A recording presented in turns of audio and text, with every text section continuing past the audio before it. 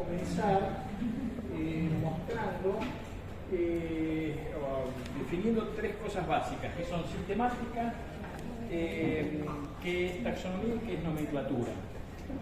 Hay varias definiciones, yo acá estoy siguiendo una muy sencilla de autores conocidos como Simpson, que fue un paleontólogo norteamericano muy importante del siglo XX, o Crisi, que es un biólogo argentino, digamos, de la Universidad de La Plata, también muy conocido en esta temática. Básicamente sistemática es el estudio de la diversidad, de la biodiversidad. Si lo queremos sintetizar en unas pocas palabras. Lo podemos florear un poco y decir que es el estudio de las relaciones que hay entre las especies, las relaciones que existen el estudio de la biodiversidad y sus relaciones, o sea, pero básicamente es eso, el estudio de la biodiversidad en un sentido genérico y las relaciones que hay entre las especies que componen esa biodiversidad.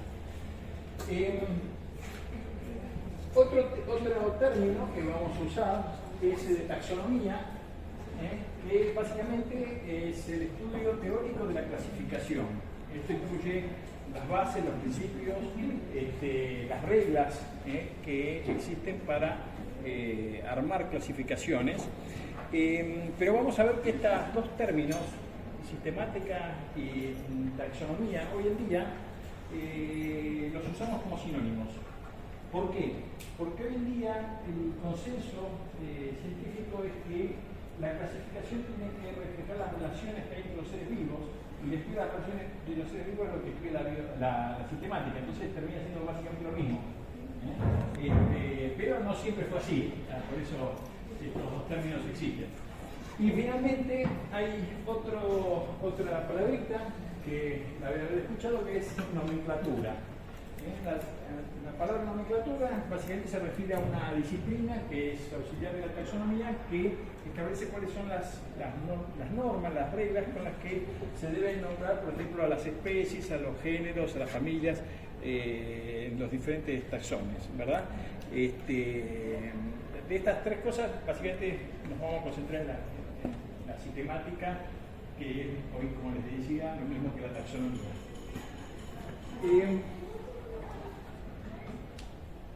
La historia esta arranca, podemos decir, a partir de Linneo. Linneo fue un científico, un naturalista sueco, que fue el inventor del sistema moderno de clasificación biológica de las especies. Lo interesante de Linneo es que él no era evolucionista, sino que era un tipo creacionista, y justamente, digamos, la clasificación, él pensaba que los seres vivos se podían ordenar en una clasificación porque Dios había hecho una creación de manera ordenada, como debía ser, no cualquier cosa, ¿verdad? Pero lo interesante en la forma en que él percibió cómo se podían ordenar la biodiversidad es que Linneo se dio cuenta que la clasificación biológica es una clasificación que se adaptaba muy bien a un sistema jerárquico de categorías, donde hay categorías más pequeñas que se incluyen dentro de otras categorías más grandes, y a su vez esas categorías más grandes de otras categorías más grandes. Eso es lo que llamamos, estructura jerárquica de una clasificación. Y es interesante porque la teoría evolutiva provee una muy buena explicación de por qué la clasificación biológica se adapta muy bien a una estructura jerárquica, ¿verdad? Pero, como les digo, esa noción de clasificación jerárquica la introdujo un tipo que no creía en la evolución, era básicamente creacionista. Después es paradójico, ¿no? Pero bueno, así fueron las cosas. Fíjense que Linneo, básicamente una de las obras más conocidas de Linneo es esta que se llama Sistema Natura, donde básicamente hacía toda una descripción de todas las especies, una recopilación de todas las especies que más o menos se conocían en esa época en Europa. Esa obra, digamos, tuvo varias ediciones, digamos, además de proponer una clasificación de las especies, también le debemos a Linneo el haber propuesto lo que hoy en día se sigue usando, que es lo que se llama la nomenclatura binomial de las especies. ¿Sí? el nombre famoso científico, ¿verdad? Que tienen las especies. De cada especie se nombra con dos palabras, una que representa el género y otra que se llama el espíritu específico. En conjunto, esas dos palabras designan a cada una de las especies, digamos, que los taxones describieron.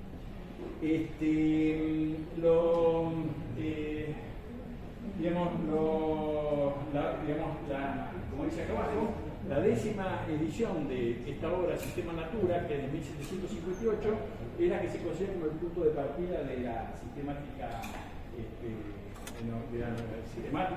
nomenclatura zoológica, y la otra obra, también muy conocida de Linneo, que se llama Especies Plantarum, es como punto de partida para el campo de la botánica, ¿verdad? Bien.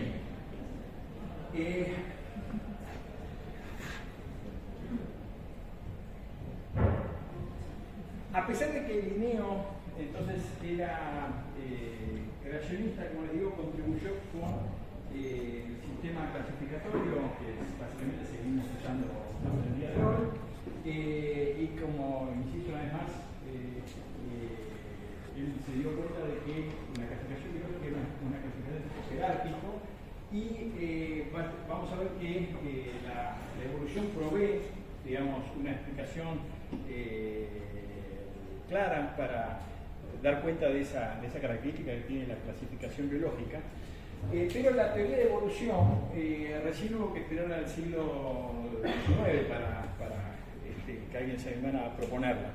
Y ustedes saben que Darwin, que es el padre de la teoría de evolución por selección natural, que es básicamente la teoría dominante aún en la actualidad, no fue el primero en hablar de evolución, ¿verdad? Hubo otros antes que él que propusieron, aceptaban de alguna manera la idea de evolución, pero hubo un francés, Lamarck, que en el año 1809, el mismo año en que Darwin nació, propuso la primera teoría mecanicista de la evolución. Es decir, no solo, digamos, Linneo, como otros en su época, concebía que las especies podrían cambiar, sino que además propuso un mecanismo por el cual ese cambio se producía. Por eso hablamos de teoría mecanicista.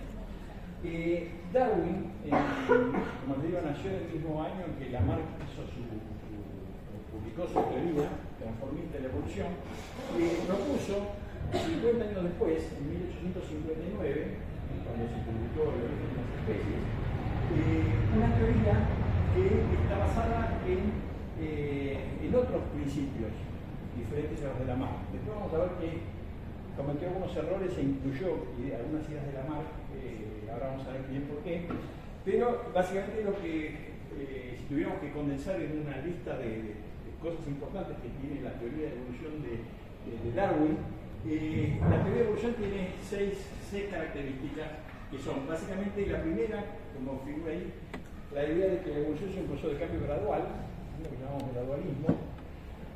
El segundo, la idea más importante que todo el mundo a esta altura ya ustedes por lo menos deberían conocer, que es que el proceso que produce la evolución es la selección natural. El tercer punto, que es menos conocido pero no menos importante, es la idea de comunidad de descendencia, que ahora lo vamos a explicar bien porque eso es crítico. Es decir, la idea de comunidad de descendencia, les adelanto, tiene que ver con el hecho de que todos los seres vivos están relacionados a través del ancestro, que han existido en el pasado.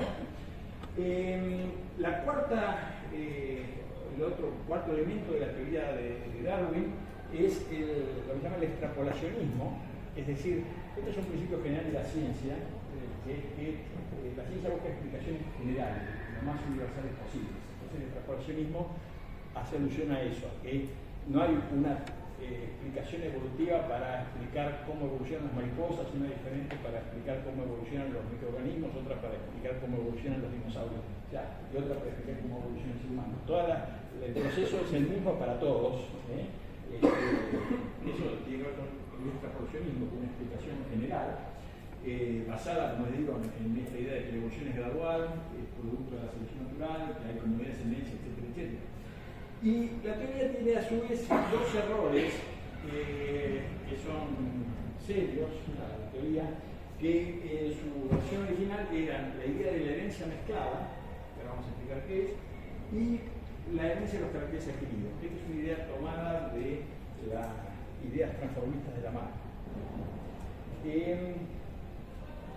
Antes de analizar eso, digamos, quiero hacer la siguiente declaración. Ven que ahí dice teoría de evolución por selección natural de Darwin y Wallace. ¿Por qué dice Wallace también? Porque Wallace era otro científico inglés que llegó prácticamente a las mismas ideas que Darwin al mismo tiempo, y es un caso interesante para los historiadores de la ciencia, como dos personas trabajando de manera bastante independiente llegaron a desarrollar una teoría muy parecida, digamos. Entonces, por eso digamos, habla de la teoría de evolución de Darwin y Wallace, por selección natural, para reconocer también el mérito de Wallace. De hecho, digamos, se sabe que Darwin probablemente pergeñó la idea de evolución por selección natural antes que Wallace, cuando, como decía, Darwin nació en 1809, en 1831 ya comenzó su viaje alrededor del mundo, en la Biblia, y cuando volvió de ese viaje que duró 5 años, comenzó a trabajar en manuscrito, al poco tiempo, en el manuscrito lo que iba a ser su libro de evolución por selección natural. Entonces hay datos de que ya a finales de la década de 1830 Darwin ya tenía las ideas de selección natural y de economía de ascendencia, pero no las publicaba. Ustedes saben que en ciencia, si las cosas no están publicadas, no cuentan. Y hay toda una discusión entre los historiadores de la ciencia de por qué Darwin se tomó tantos años en publicar el origen de las especies.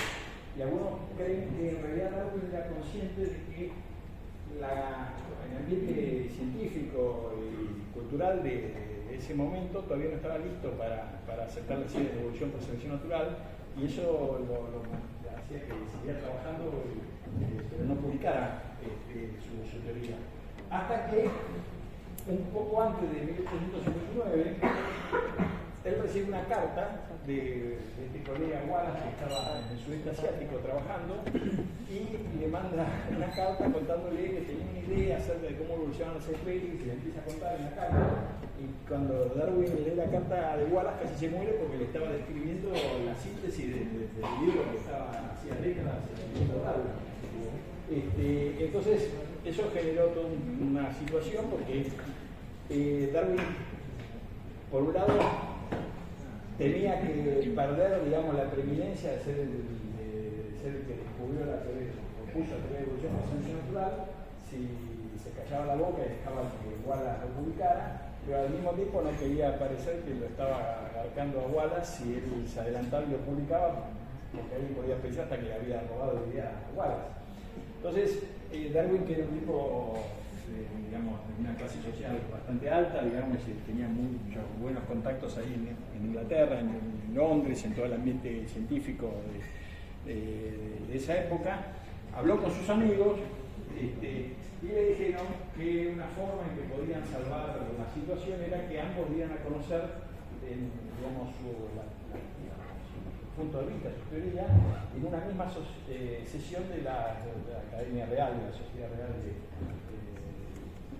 Científica, digamos, de Londres, y así se hizo. Efectivamente, los dos de alguna manera dieron a conocer al mismo tiempo su trabajo y, digamos, quedaron como empatados, digamos, llegaron los dos al mismo tiempo y los dos pueden dar el crédito de haber hecho una contribución significativa para la ciencia.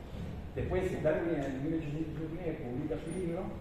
Lo interesante, también aprovecho para contarles, es que cuando hay científicos que trabajan, digamos, en el mismo tópico, muchas veces las relaciones que hay entre ellos son más de celo que de colaboración, ¿verdad? Y la verdad que en el caso de Wallace no fue así. Wallace da toda la impresión de que era un buen tipo, digamos, y era un admirador de Darwin. Y siempre sostuvo como que el mérito de dar a conocer la teoría de evolución por selección natural y defenderla y hacer que se aceptara, digamos, en los ambientes científicos de la época, era mérito de Darwin, no de él. O sea, un tipo realmente un buen tipo, humilde. Pero bueno, la historia con justicia reconoce esto, la teoría de evolución por selección natural de Darwin y Wallace.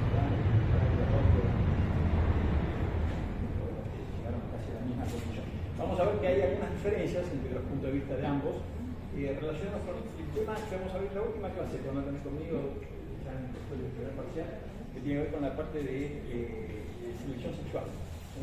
Que en ese punto particular, Darwin y Wallace están bastante en desacuerdo uno con otro. Y después otro punto de discrepancia tenía que ver con el origen de nuestra especie. Había ahí alguna diferencia entre...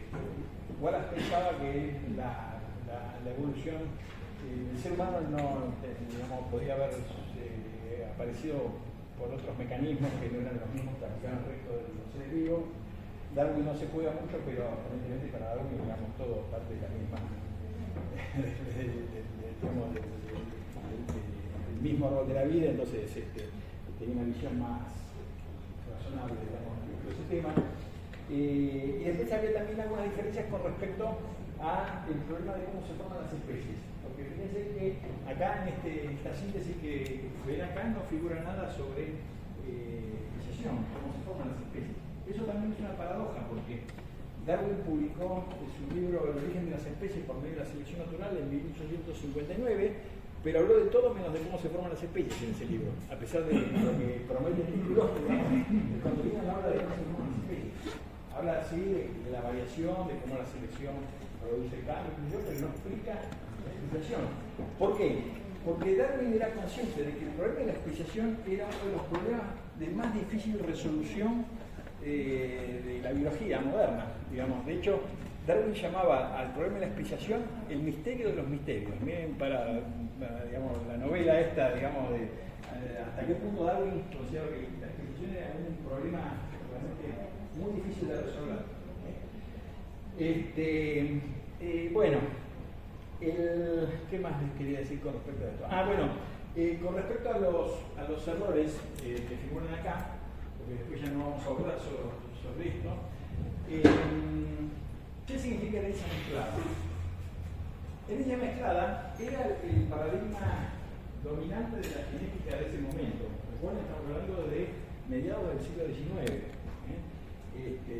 Todavía no se sabía ni lo que eran los cromosomas, ni el ADN, ni nada, todo eso. Se sabía sí que los padres transmitían características a la descendencia, porque había parecido que era fácil de reconocer entre ancestros y descendientes, pero no se entendía cómo se pasaban esas características. Entonces, lo que se pensaba es que la herencia era de tipo mezclada. ¿Qué significa esto? Que en los organismos de reproducción sexual, digamos, los progenitores transfieren sus características a la descendencia y en esa descendencia esas características paternas y maternas se funden y forman unas nuevas características que son algo así como el promedio de las características paternas y maternas. Entonces ese descendiente cuando se reproduzca va a transferir esas nuevas características promediadas. Eso significa herencia mezclada. Eso digamos, no es así, que se encargó de demostrar que eso no es así fue Mendel en 1865 con los famosos experimentos que se llaman las abejitas en Monasterio de Austria, pero es decir, básicamente lo que demostró Mendel, que es el problema actual de la genética, es que la herencia es particular, es decir, los padres, los progenitores transfieren características a los hijos, a los descendientes, pero esas características no se mezclan en los descendientes, sino que mantienen su identidad de manera tal que esos descendientes, cuando se reproducen, transfieren o bien las características paternas o las maternas. Bueno, una combinación, cada locus, como verlo así. Entonces, digamos, ¿cuál es la consecuencia de la herencia mezclada? El problema de la herencia mezclada es, y eso se lo hicieron notar a Darwin cuando publicó porque cuando Darwin revolucionó con su libro El origen de las especies el ambiente científico digamos, del siglo XIX, aparecieron por supuesto los creacionistas quejándose que bueno, que le decían si él era descendiente del mono por parte del padre o de madre o cosas por el estilo, pero eran críticas totalmente, digamos, no científicas, podían ser muy vehementes los creacionistas quejándose de Darwin, pero el problema en realidad para la teoría de Darwin fueron las críticas que le hicieron otros científicos respecto de digamos, le hicieron los científicos básicamente le hacían dos críticas a la teoría de selección natural. Una que Darwin pudo responder bien y una en donde no pudo responder y metió la pata más al fondo todavía. La crítica que pudo responder bien es lo que se llama el problema de los órganos de alta complejidad. El argumento, yo se lo voy a dar muy simplificado, pero básicamente es este. Si la evolución es gradual y ocurre porque, digamos, aparecen cambios y esos cambios aumentan el éxito reproductivo y esos cambios son transferibles a la descendencia, una nuestra que dice la teoría de selección natural, lo que te decían es cómo un órgano complejo puede aparecer gradualmente, porque el órgano complejo funciona si están todas sus partes integradas y bien conectadas, y no es que puede ir sumando una parte tras otra a lo largo de mucho tiempo, porque un órgano complejo al que le falta alguna parte no funciona, entonces si no funciona no da ningún beneficio, entonces si no mete el pine, la selección natural no lo puede verificar. Esa es la idea básica de la crítica, ¿no? Eso Darwin lo pudo responder bien porque, por ejemplo, el arquetipo de un órgano de alta complejidad es un ojo de un vertebrado, un ojo tipo cámara, que tiene glaco, no tiene cristalino, no tiene líquidos adentro que tienen diferentes índices de refracción que permiten que la luz se desvíe y pegue en la retina, que están las células fotosensibles. Bueno, o sea, el ojo suena como algo complicado, ¿verdad? Bueno, si un ojo tiene todo, pero le falta la retina, no sirve para nada. O si está el ojo completo y falta el nervio óptico o falta la córnea, tampoco va a ser. Entonces, por ahí venía la crítica. Cómo gradualmente se podía evolucionar un ojo. Recién al final de todo el proceso, cuando está todo armadito, recién funciona. Y la respuesta a esa crítica es que en realidad, para que algo sea favorecido por selección natural, cada nueva variante tiene que ser mejor que lo que había antes. No tiene que ser perfecta para aumentar el fitness, porque el fitness es algo relativo. Si yo me lo cojo un poquito más que todos los que están conmigo, mi característica es la que se va a fijar en las siguientes generaciones. No hace falta que tenga el ojo perfecto y ver en 4K, digamos, o sea, con que vea dónde pueda reconocer la luz de la sombra, eso está dando una ventaja con respecto a otro individuo que no puede reconocer la luz de la oscuridad. Porque por ahí en la luz están los predadores o está la comida. Y hacer esa discriminación es vital. Y de hecho, digamos, hay un montón de formas de ojo en el reino animal que no son ojos cámara complicados como los nuestros, que siguen siendo muy adaptativos para un montón de especies de invertebrados que los tienen. Entonces, ese argumento Darwin lo pudo refutar. De hecho, en el origen de las especies hay un capítulo que está dedicado justamente a responder esa cuestión. La crítica más complicada es la otra, la que les voy a decir ahora, que se la hizo un embriólogo de apellido Mivar, que básicamente decía lo siguiente: si para que haya selección natural tiene que haber variación, la reproducción sexual con herencia mezclada conduce a que al cabo de unas pocas generaciones todos los individuos sean iguales. Porque la herencia mezclada va promediando las características, entonces yo puedo partir una población con organismos distintos, pero en 10 generaciones son todos iguales. Son el promedio de todas las variantes que había inicialmente. Entonces, esa crítica, Darwin se dio cuenta que era un exos en la línea de rotación, digamos, de la teoría, porque era un problema. Entonces, ¿cómo lo respondió Darwin? Bueno, el error de Darwin fue no haberse enterado de que Mendel había descubierto la herencia particulada y siguió, digamos, adhiriendo a la idea de herencia mezclada. Entonces, lo que decía Darwin es que en realidad la variación nunca se acaba, a pesar de la herencia mezclada con la reproducción sexual, porque hay otros mecanismos que introducen todo el tiempo nueva variación sobre la cual la selección natural puede seguir operando. Y ese mecanismo le herencia las características adquiridas. Que básicamente lo que dice esta idea lamarckiana es que el uso y desuso de los órganos produce cambios que se transmiten a la descendencia. Entonces, mantuvo un error, que es el punto 5, y encima lo quiso corregir y agregó otro error más a su teoría.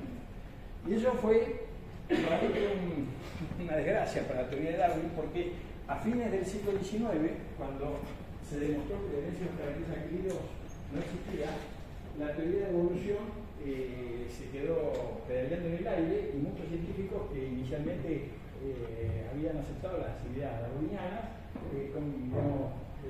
dejaron de apoyarlo, y la teoría de evolución por selección natural perdió, digamos, no era vista como una explicación muy convincente en el medio científico.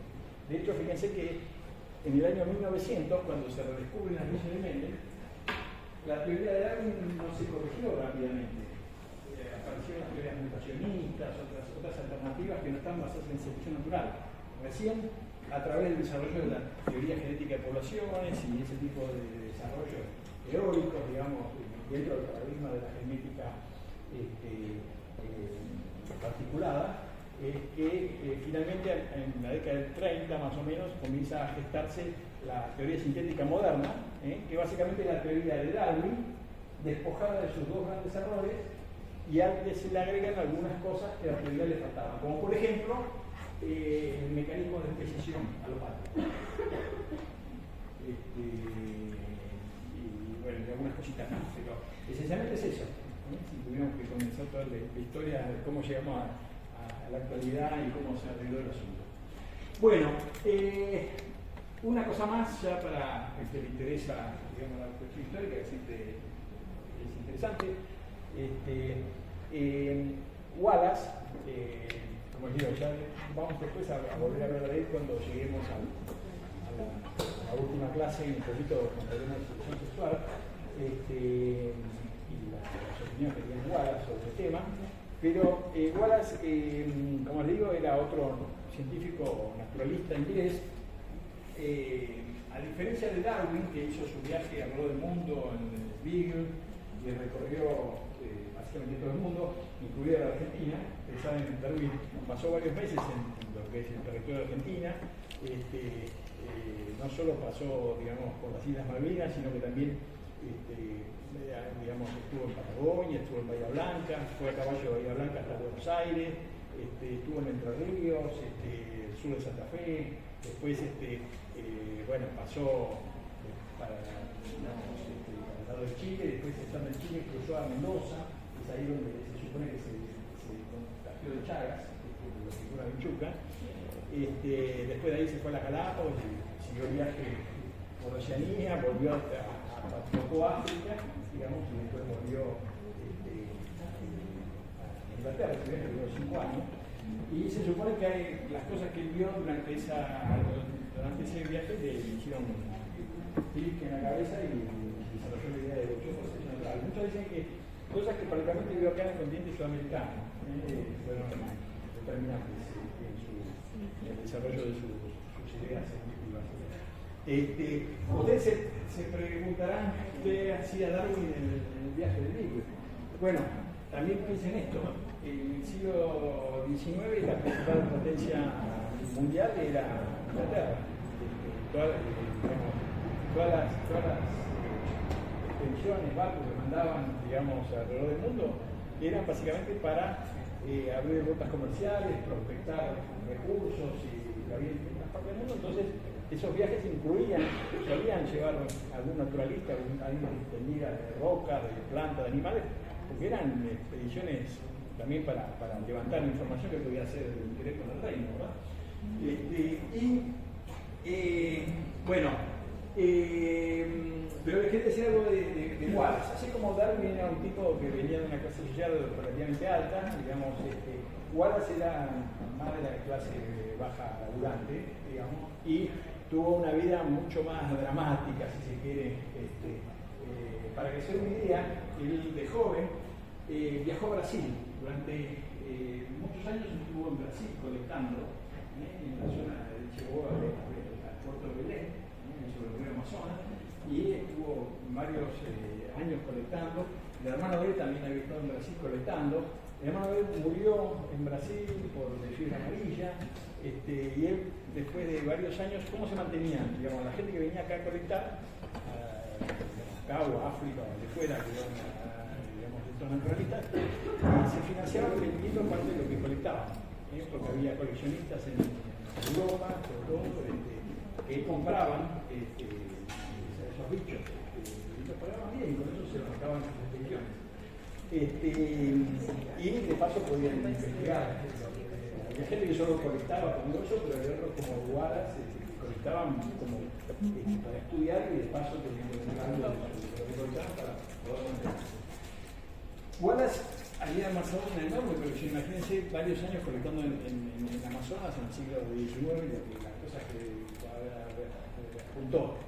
Cuando él decide volver a Inglaterra, mete todo en un barco, con tan mala suerte que el barco se prende fuego a mitad de camino, casi se muere Wallace, perdió casi todo lo que llevaba hasta los bichos vivos, para Inglaterra, perdió todo, se recuperó una libreta y un par de boludeces y todo lo demás se perdió. Encima, él estaba también enfermo en ese viaje, no sé si fibra amarilla o alguna porquería que se había agarrado en Sudamérica, así que estaba medio moribundo, a la deriva estuvo como una semana o 10 días a la deriva con otros marineros en el barco, habiendo visto que todo lo que había juntado se había quemado. Y cuando llega a Inglaterra, uno diría, bueno, chavo, el tipo está acabado, jamás va a querer salir de la isla, porque ya lo que le pasó en Sudamérica fue demasiado.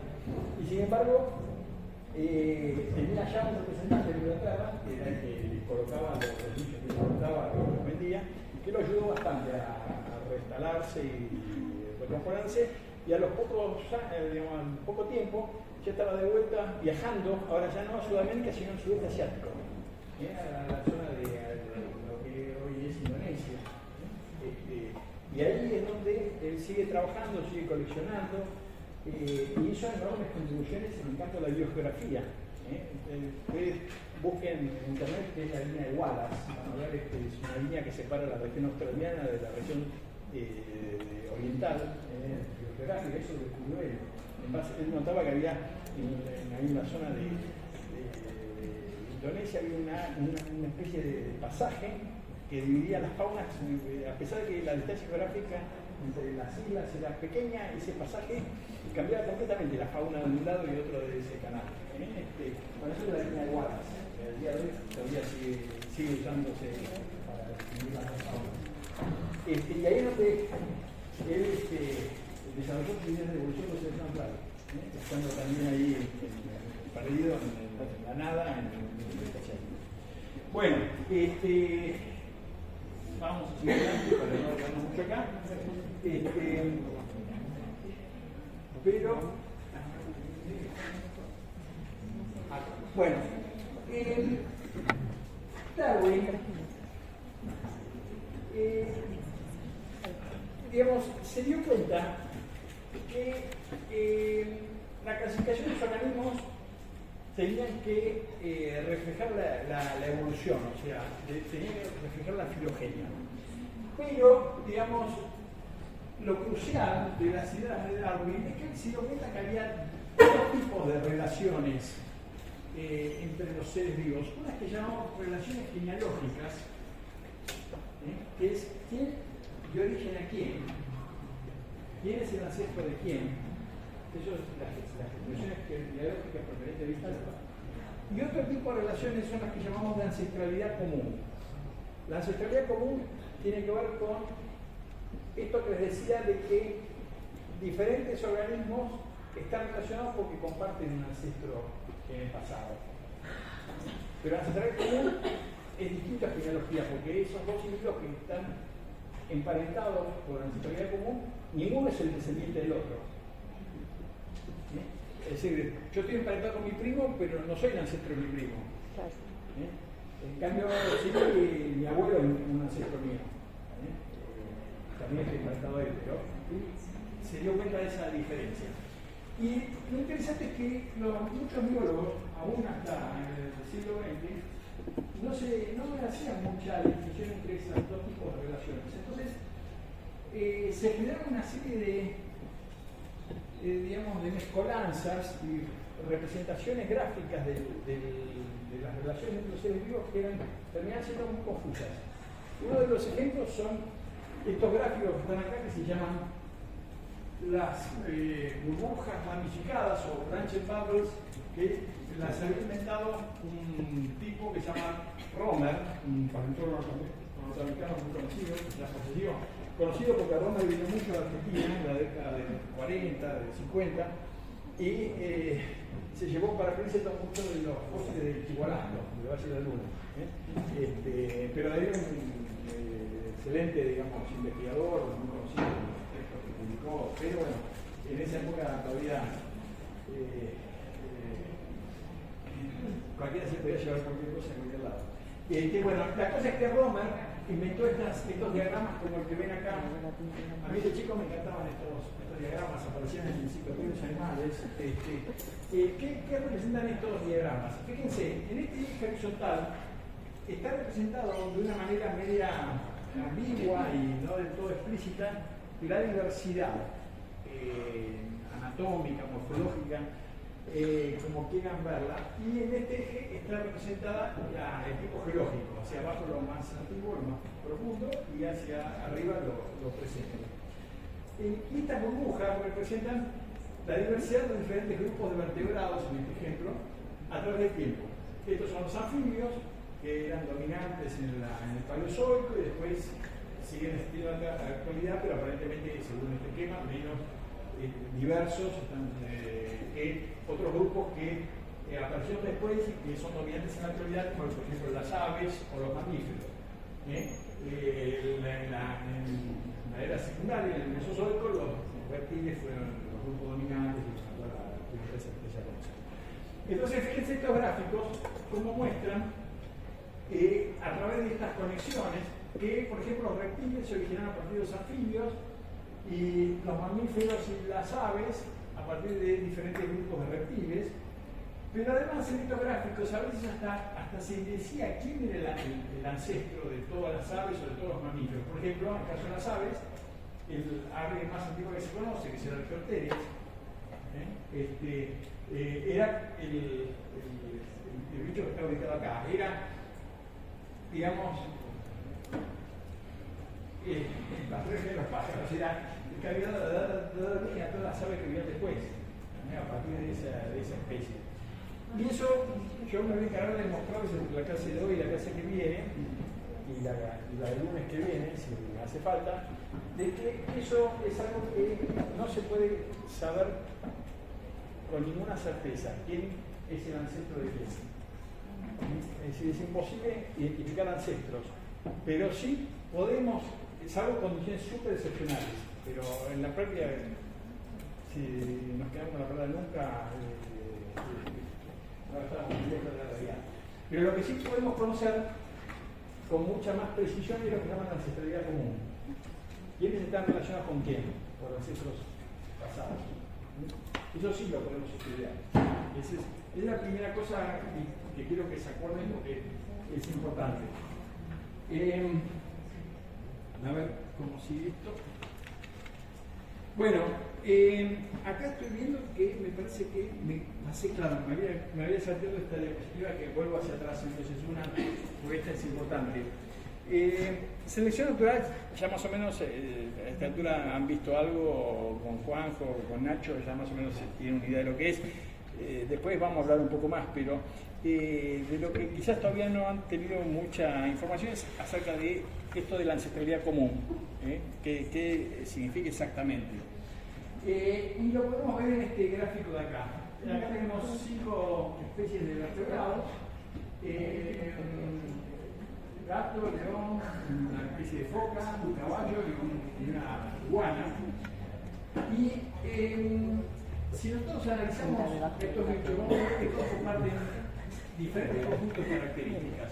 Por ejemplo, todos tienen columna vertebral, todos tienen cabeza, cola, tienen dientes, pero por ejemplo, solo estos que están acá tienen una serie de características que no comparten con la iguana, como ser, por ejemplo, bueno, el pelo, obviamente, las mamarias, pero además tienen una característica importante que es un tipo particular de suspensión mandibular, que se llama suspensión craneostílica, donde la mandíbula está formada por un solo hueso, el dentario, que se articula con el hueso escamoso, la caracterización temporal del pie. Así pues, estos tres que están acá tienen, además de todo esto que mencioné hasta ahora, algunas cosas que no tiene el caballo. Una de ellas es el diente carnacial. Son unos dientes modificados en los maxilares, que son típicos de los carnívoros. Son como cuchillas que están diseñadas para cortar. Yo siempre les digo, si ustedes tienen perros, bueno, fíjense los dientes que tienen acá, digamos, en la porción media de los maxilares, los dientes carnaciales, son dientes muy desarrollados. Y si por más bueno que sea el perrito, traten de no poner los dedos a la altura de esos dientes, porque si el perro se enoja y cierra la mandíbula, les corta el dedo. Y con los de adelante jueguen sin problema, pero con los carnaciales no se meten. Después, acá, además de todo eso, estas dos especies acá comparten otra característica que es exclusiva, que es las garras retráctiles, que no tienen ni la foca, ni el caballo, ni la iguana. Entonces, lo que uno ve es que, justamente que es lo mismo que vio Linneo, que vio que la distribución de caracteres no era aleatoria, sino que seguía un patrón, que a él le sugería que la clasificación jerárquica, de que los organismos se pueden agrupar en categorías con la afinidad, con esta característica que comparten. Y esto se explica justamente por la idea de comunidad de ascendencia. Esas características compartidas son las que heredaron de los ancestros comunes, que las han ido adquiriendo a lo largo del proceso evolutivo. Entonces, las especies que comparten más cosas en común son las que derivan de un ancestro común más reciente. Las que comparten ancestros común más antiguos, más en el pasado, han tenido más tiempo de diverger, entonces no van a compartir todas las características que comparten estos que se diferenciaron hace realmente poco del ancestro común. Entonces, la idea de comunidad de ascendencia tiene consecuencias muy, muy pesadas, que tienen que ver con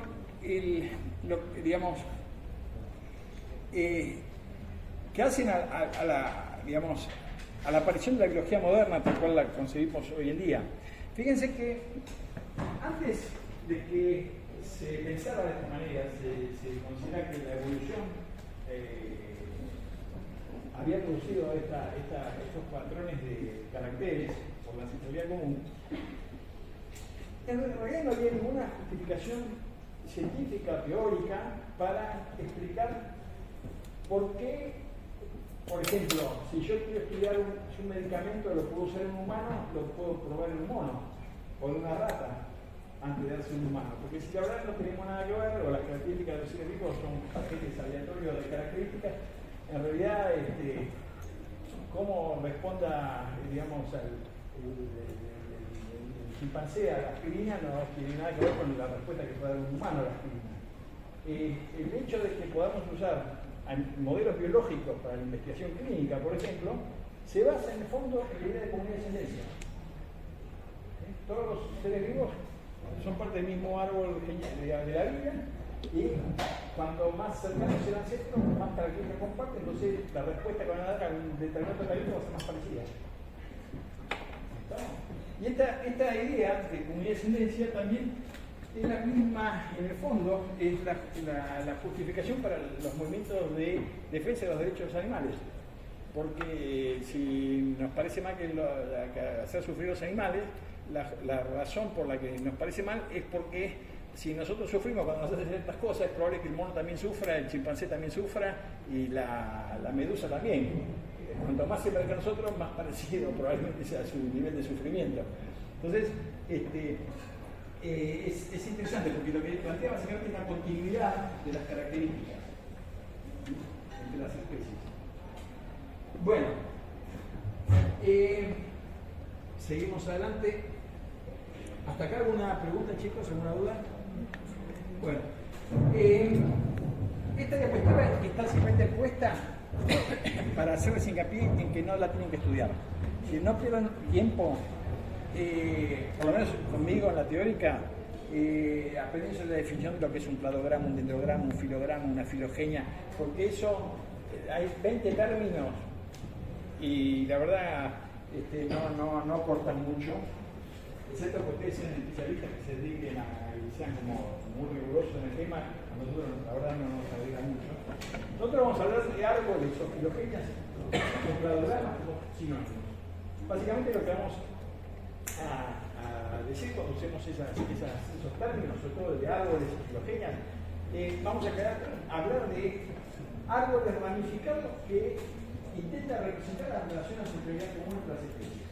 Punto.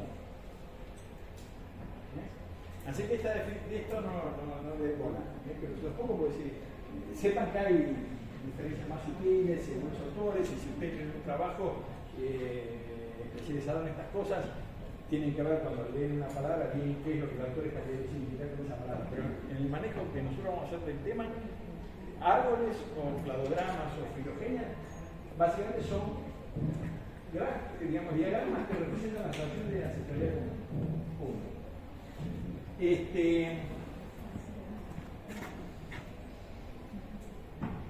Y los árboles o los cladogramas tienen una serie de partes y una serie de nombres asociadas a esas partes que voy a tratar de rápidamente mencionar aquí. Los árboles, como les digo, son diagramas ramificados. Estos se llaman ramas, estas líneas que conectan cosas. Y en los puntos de intersección de las ramas existen los llaman nodos. Estos son los nodos internos de un árbol. El nodo más profundo se llama nodo raíz, y en la punta a veces se colocan también para representar que hay algo en la punta, que son las especies, las terminales, que también se les conoce como los nodos terminales. Pero en los nodos lo que se supone que hay son ancestros hipotéticos. ¿Por qué decimos ancestros hipotéticos? Porque ancestros tiene que haber habido. Pero como no podemos saber quiénes son, nunca una especie va a ir a parar a un nodo. Siempre termina en una rama. El nodo puede haber sido una especie, por eso es una especie que todavía no conocemos y no vamos a conocer nunca porque no tenemos ningún fósil. Es decir, ancestros hubo, no cabe duda. Pero nunca vamos a poder saber quién es ese ancestro. Por eso se habla de que en los nodos hay ancestros hipotéticos. Aunque eso pueda parecer desalentador, les aclaro que no es tan grave en el sentido de que si bien no podemos conocer el nombre del bicho que va en el nodo interno, hay metodologías rigurosas para deducir o discutir cuáles son las características más probables que tenía ese ancestro hipotético. Entonces podemos seguir describiendo, analizando cómo es la evolución de los caracteres a lo largo del tiempo, a lo largo del árbol de la vida, aunque no podamos poner nombre y apellido a los nodos que van ahí adentro. Sé que esto puede sonar raro, ahora con el transcurso de estas clases se va a ir aclarando este panorama, pero esto es en esencia el planteo.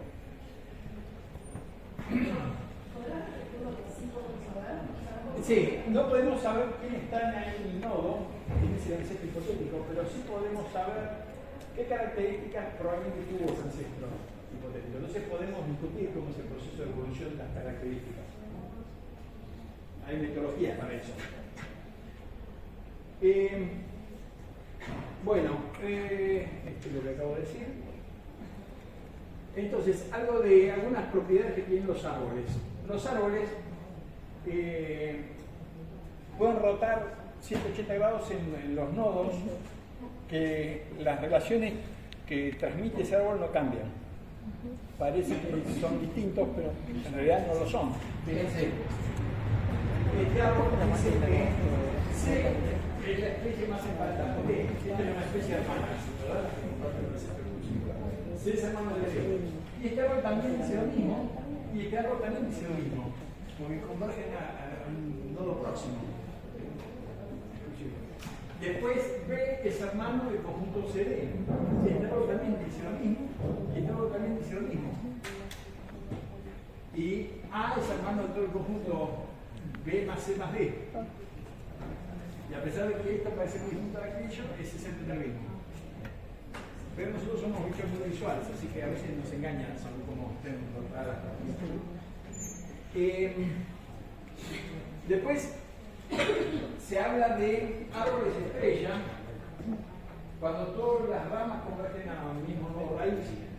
O sea, este árbol es un árbol que está totalmente irresuelto, es decir, no especifica ninguna particularidad en las relaciones de las especies, es como que todos se refieren al mismo tiempo del centro común, lo que es una situación un poco extraña.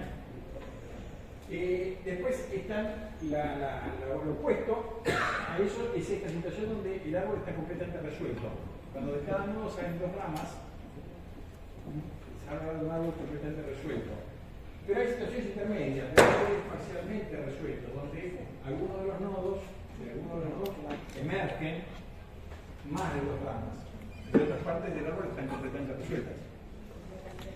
O sea, esas son tres situaciones, dos situaciones extremas y una más común como la que está en el medio. Después vamos a ver de qué depende que se llegue a estos resultados, ¿verdad? Cuando construyo los árboles.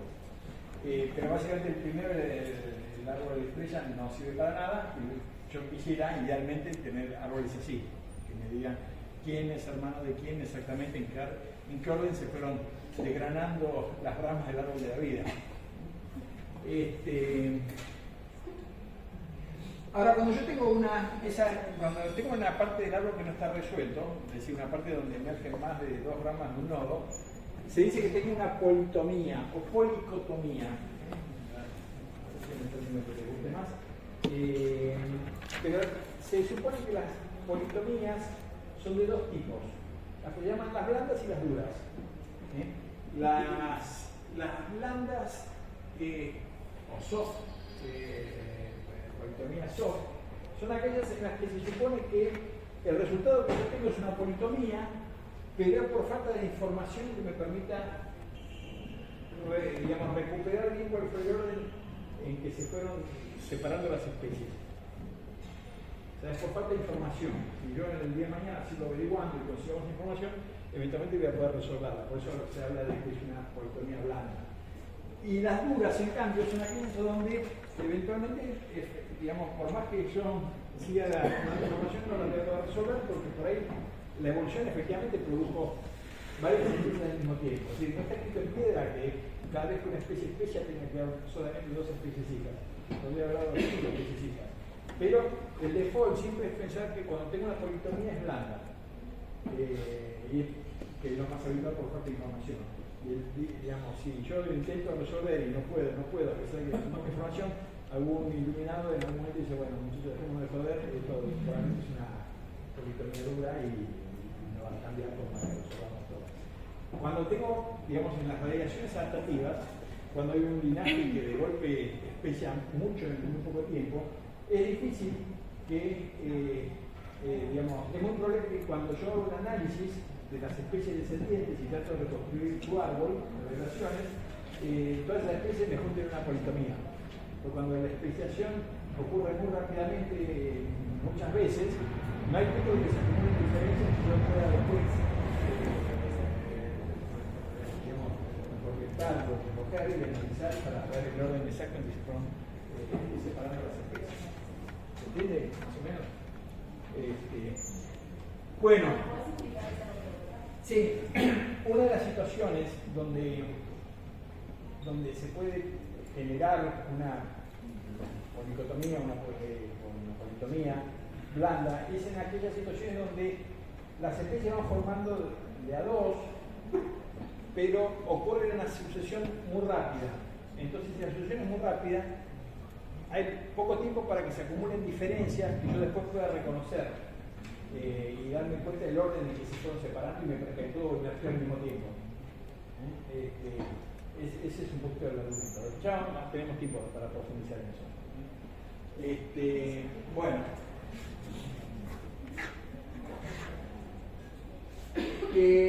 Bueno, acá empiezan a aparecer más nombres. Yo estoy tratando de reducir al mínimo la cantidad de nombres que tienen que conocer, pero algo tienen que conocer de parte de la carga de la materia. Quiero explicarles el diagrama para facilitar que lo entiendan. acá tenemos, supónganse que son especies. Estos son los acentos hipotéticos. Este es el árbol que demuestra las relaciones. Supónganse que esto ya sé que es así, no importa cómo, pero sé que es así. Sé las especies que características, supongan que estamos hablando de una característica como el color, y tenemos especies blancas y negras. Tenemos estas tres especies son blancas y esta es negra, y además sabemos, no importa cómo, que este ancestro hipotético era blanco, este era blanco y este era blanco. ¿Estamos? Entonces, para el carácter color, que tiene dos estados, blanco y negro, fíjense que el estado blanco es el estado ancestral y el estado negro es el estado derivado, porque hubo una transformación en esta rama de blanco a negro. ¿Estamos? ¿Hasta acá me siguen? Sí. Bueno, entonces, el carácter ancestral es lo que se llama el carácter plesiomórfico. Hay otro término más específico, pero no quiero, digamos, voy a tener correcto sin plesiomórfico, pero yo es una palabra que yo voy a usar, me queda como plesiomórfico, así no digamos más nombre que vamos a y el carácter, el estado derivado del carácter es lo que se llama una apomorfía, una novedad. O sea, apomorfía significa novedad, plesiomorfía ancestral. Cuando la novedad la tiene una sola especie, como en este caso, además de ser una apomorfía, se dice que es una autapomorfía. Es decir, es una novedad que la tiene solo uno. Esa situación es distinta de este caso, que está acá, donde fíjense que tenemos, sigue siendo blanco el estado ancestral o plesiomórfico, negro sigue siendo el estado derivado o apomórfico, pero acá este carácter derivado está compartido por dos terminales, por dos especies. Entonces es una apomorfía de tipo sinapomorfía o sinapomórfica, porque es una novedad compartida por dos terminales. Vamos a ver que me adelanto un poco, este es el tipo de caracteres que interesan para construir clasificaciones que reflejen la evolución. En ese árbol de la vida que les mostré antes con el gato, el león, el coso, el terreno de garras retráctiles, por ejemplo, es la sinapomorfía que me define al grupo de los felinos. Terminar garras no retráctiles en la condición plesiomórfica que estaría acá abajo. ¿Entiendes? Y después tenemos esta situación. Fíjense, tenemos un negro acá que es derivado de blanco y tenemos otro negro acá que también es derivado de blanco. O sea, como negros son los dos negros. Sin embargo, desde el punto de vista evolutivo no es el mismo negro, porque este se originó acá y este se originó acá. Entonces, este negro y este negro es lo que se llama una homoplasia. Vamos a ver el distintos tipos de homoplasia. Este en particular es una homoplasia por paralelismo, pero es una homoplasia, es decir, no es el mismo negro desde el punto de vista evolutivo. Son dos evoluciones independientes del negro a partir del blanco. Los blancos siguen siendo plesiomórficos, y además, como lo dije antes, pero ahora son todos los blancos que hay acá son homólogos, porque derivan del mismo blanco ancestral. Lo mismo que estos dos negros son homólogos porque derivan del mismo negro ancestral. Pero este negro y este negro es una homoplasia. Bueno, esto creo que ya lo dije. Y acá volvemos de vuelta a la cuestión de vamos a hablar en estos poquitos minutos de un concepto fundamental de la biología evolutiva, que es el concepto de homología y de homoplasia. ¿Qué es homólogo y qué es homoplasia? Y para hablar de homología hay que remitirnos a este hombre que está acá, que es Owen, que fue también un anatomista inglés muy conocido del siglo XIX, o sea, fue coetáneo con Darwin. Él era el director del Museo de Historia Natural de Londres, que era la principal institución científica mundial, del si alguno tuvo la suerte de viajar a Londres, lo pueden visitar el museo, uno de los grandes museos de ciencia natural del mundo. Owen, justamente, como era un anatomista muy bueno y estaba en una institución de primera línea, él recibía materiales que los ingleses se choreaban de todas partes del mundo, los enviaban en de ese tipo para que se estudiaran, los publicaran, y publicó un montón de cosas, incluía cosas acá de Argentina, que obviamente también llegaban a grandes cantidades de años. Este tipo no era evolucionista realmente. La postura desde el punto de vista de la teoría de evolución es media rara, pero aparentemente no le caía muy bien a Darwin. No se sabe si fue una cuestión de celos profesionales o qué sé yo. Él tuvo un comportamiento medio asquerosín con Darwin, pero eso no le quita mérito como anatomista de la seres humanos. Y él fue uno de los tipos que más desarrolló el concepto de homología, moderno de homología, pero él lo interpretaba como una cuestión anatómica, estructural. O sea, para él, homología era, o similitud verdadera, eran el mismo órgano bajo cada una de las formas o variedades en las que podría presentarse. Él, por ejemplo, se da cuenta que el ala de un murciélago era homóloga al brazo de un humano, al brazo de una gallina, a la aleta pectoral de una corvina.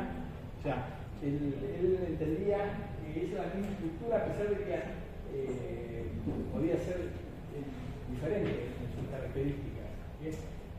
Pero él consideraba que era por ejemplo, un miembro par anterior en todos los metros tomados. En cambio, homoplasia era la similitud superficial, o sea, la aparente pero no real, era la falsa similitud, de alguna manera. Por ejemplo, la forma fusiforme de un delfín, de un ictiosaurio y de un pez es homoplasia, es similitud por homoplasia. O el ala de una mariposa, de un ave, de un murciélago, como ala es homoplasia. Son estructuras aerodinámicas, digamos que hacen efectos aerodinámicos, pero no es la misma ala, naturalmente. Pero insisto, el concepto de Owen, de homoplasia y homología, era puramente estructural. En esa época estaba, digamos, no voy a entrar en muchos detalles, pero los morfólogos imaginaban que había como una especie de plan estructural ideal de los seres vivos. Por ejemplo, todos los vertebrados eran segmentados, o todos los animales eran segmentados. Bueno, las lombrices obviamente están segmentadas. Uno puede decir, bueno, pero un humano no está segmentado. Sí, un humano también está segmentado. La columna vertebral muestra que tenemos todos segmentos, cada segmento tiene sus costillas, o sea, todo se podía reducir a una estructura común. O sea, en ese contexto idealizado, ellos asumían qué cosas eran homólogas y qué cosas eran homoplásicas. Bueno, este concepto de homología fue refinado en los años siguientes a partir de los trabajos de un embriólogo alemán, de apellido Remane, que vivió hasta hace relativamente poco, que él decía que para reconocer la homología hay que fijarse en una serie de criterios que él llamaba criterio de posición, criterio de similitud de estructura fina y criterio de conexión a través de formas intermediarias o intermedias. Pero básicamente seguía siendo la misma concepción estructural, si ustedes quieren, de Owen. Simplemente el criterio de posición decía que, bueno, por la posición que estaba en el cuerpo, por ejemplo, yo me doy cuenta que las aletas pectorales de una corvina, las patas delanteras de una jirafa y de un caballo y el brazo de un humano es un ejemplo o corresponden a los miembros pares anteriores. La misma estructura que está modificada en cada uno de estos especies. También lo de la presión tiene que ver con cómo se conecta con otros órganos. Por ejemplo, la similitud de estructura fina tenía que ver con, por ejemplo, el soporte esqueletario. si tiene los mismos huesos, si está inervado por los mismos pares craneales, si tiene la misma musculatura. Entonces todo eso, esos criterios de estructura fina también ayudan a distinguir la homología de la homoplasia. Y el último, que es un poquito más complejo de entender, es el de conexión entre las formas intermedias. Lo voy a explicar con un ejemplo. Si yo les digo que ustedes me están escuchando hablar porque tienen unos huesitos en el oído medio que les permiten traducir las ondas de presión de mi voz, llevarlas hasta el oído interno y de ahí al cerebro para analizarlas. Esos huesitos del oído interno son homólogos a los huesos postdentarios que tienen algunos peces o reptiles en la mandíbula. Usted va a decir con qué te diste antes de venir a clase. Bueno, eso parece imposible, como un hueso de mandíbula termina dentro del oído medio. Bueno, eso sin embargo está perfectamente documentado en la evolución de los, por ejemplo, de los sinápsidos, los mamíferoides, a lo largo de millones de años. Se puede ir viendo cómo los huesos postdentarios se van reduciendo y se van incorporando a la región temporal del cráneo y a lo que termina siendo el oído medio. Entonces, la conectividad entre las formas intermediarias se refiere a eso. Vemos una diapositiva acá siguiente, una representación de eso, ven acá. Este es el hueso dentario. Estos son los huesos postdentarios que hacían de articulación de la mandíbula con el cráneo, en estos reptiles mamíferoides, los pelicosaurios se llaman estos, y estos huesos terminan siendo el yunque, el martillo del oído medio de los mamíferos. Los huesos se van reduciendo y se van metiendo, digamos, en el oído medio. Entonces, esta sería la conexión a través de formas intermediarias. Bueno,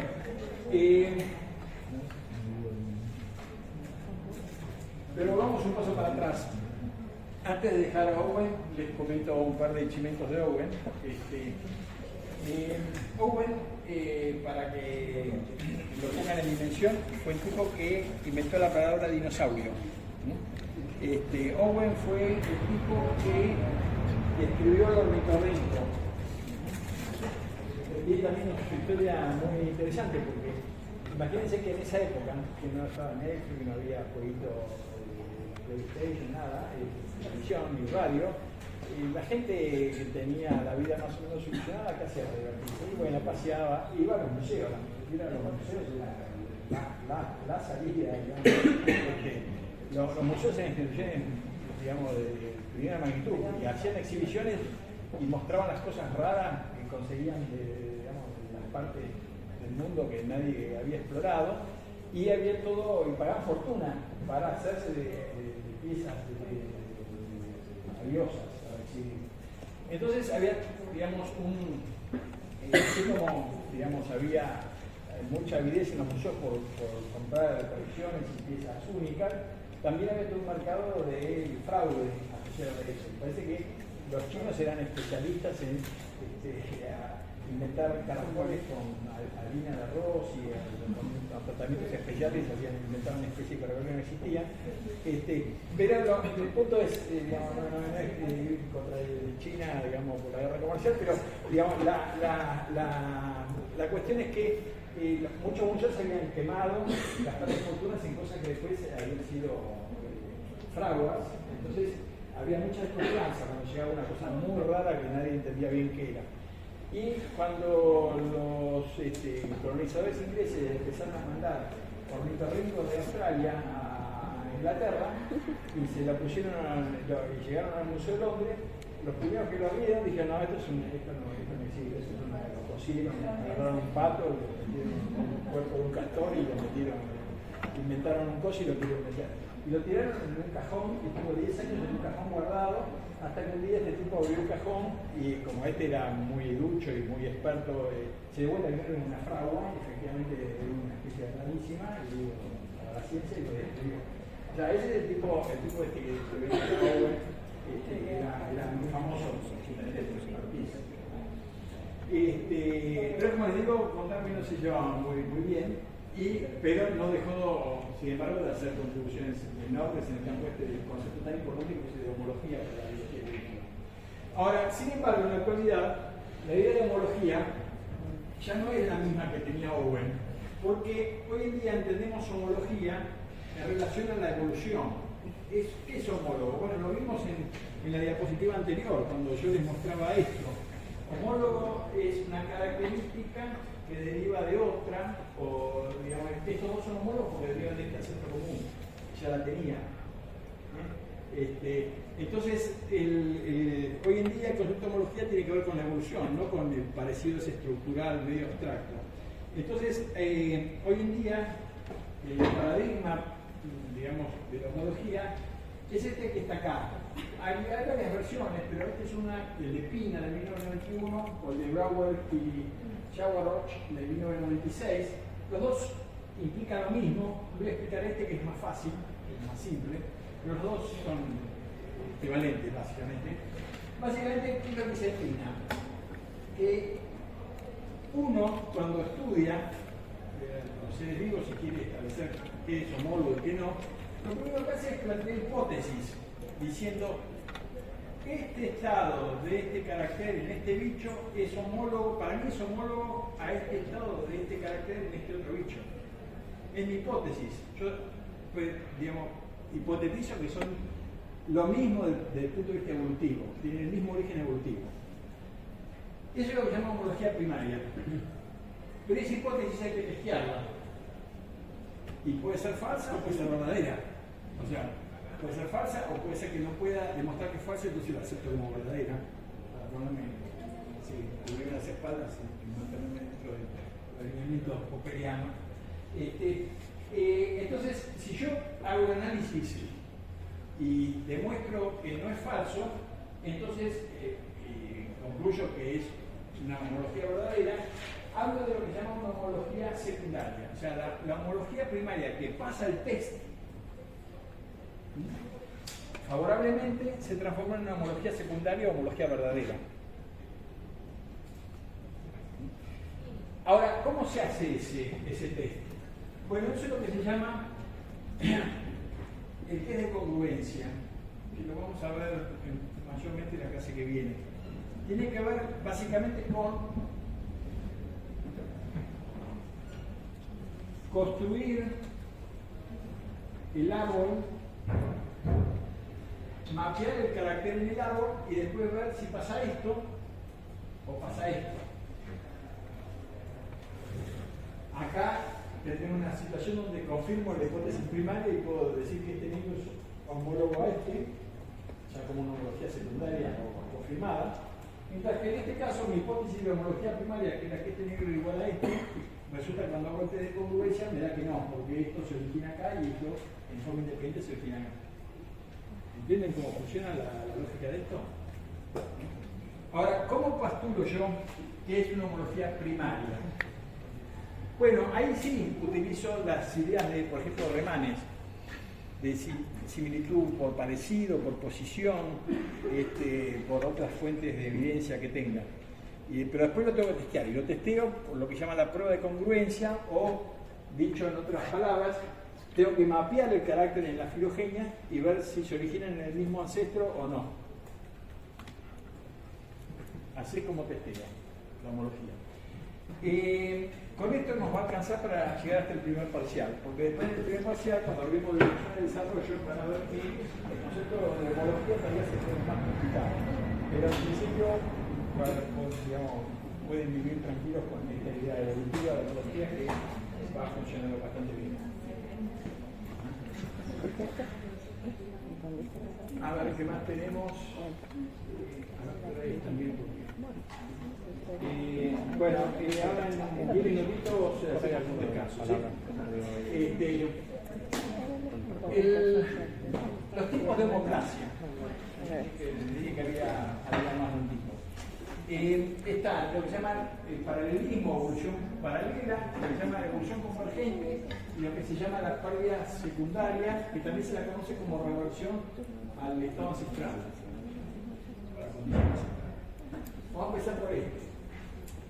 Fíjense, este es un árbol donde yo ya lo bueno y tengo mapeado en el lado el carácter, que en este caso, para seguir con el ejemplo pedorro que estamos usando, imagínense que el carácter es el color que tiene dos estados, blanco y negro.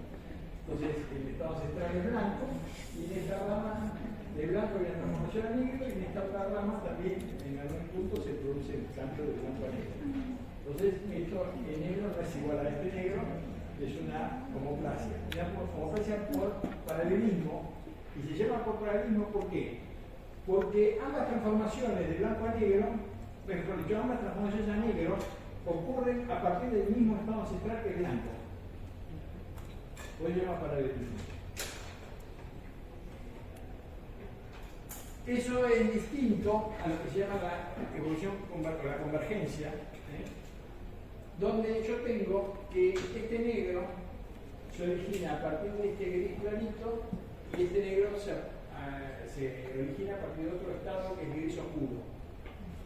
Si acá está hecho el estado central de carácter es blanco como antes, pero hay una transformación de blanco a gris clarito en esta rama y otra transformación de blanco a gris oscuro en esta. Y los dos negros se obtienen a partir de diferentes estados ancestrales. Por eso se dice que hay convergencia.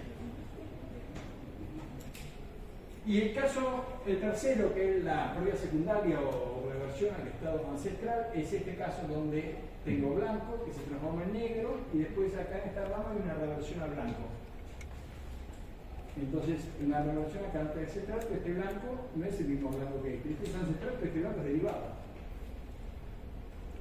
Es más derivado que el negro incluso. ¿Estamos? Bueno, un comentario que vale la pena hacer es que probablemente hay mucho más homoplasia en la naturaleza de la que estamos dispuestos a reconocer o capacitados para detectar. Sobre todo homoplasia de la que se llama evolución por paralelismo, homoplasia por paralelismo. Porque si yo tengo dos especies cercanamente emparentadas que difieren en unas poquitas cosas, por eso sé que están muy cercanamente emparentadas, puede ser que alguna cosa en la que se parecen en realidad sea una reversión, digamos, sea una adquisición del mismo estado a partir del mismo estado ancestral. Y yo no lo detecto porque son tan parecidos que puede ser que están todavía más relacionados de lo que están realmente.